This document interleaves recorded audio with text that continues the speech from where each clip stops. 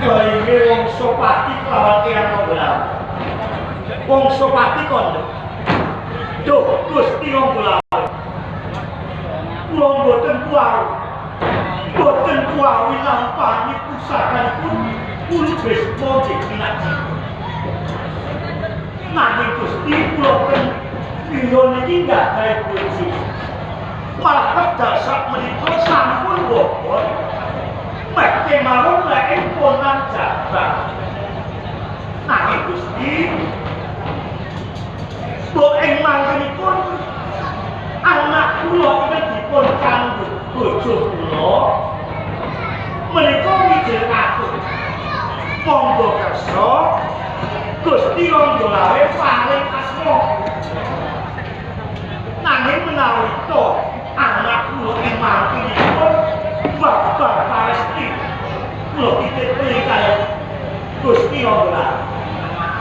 Anak kula menawi mijil Palesti kedah dipun paringi asma Sri Nuning.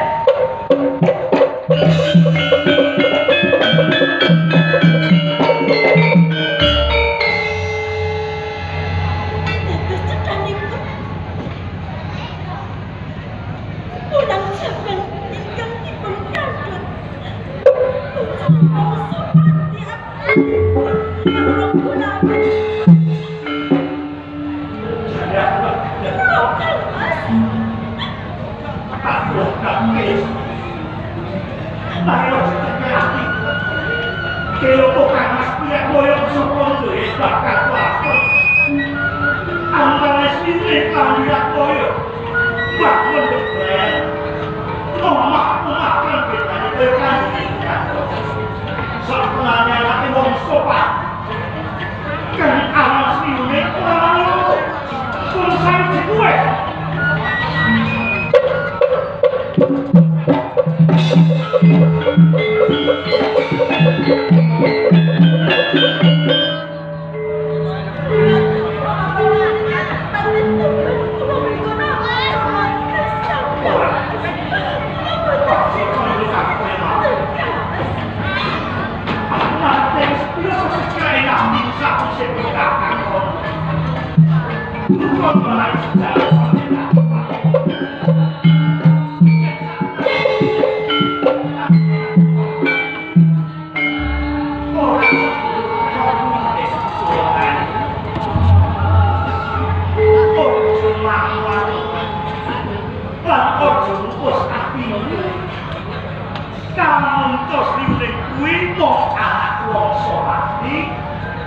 anak abdi Eyang Monggolan.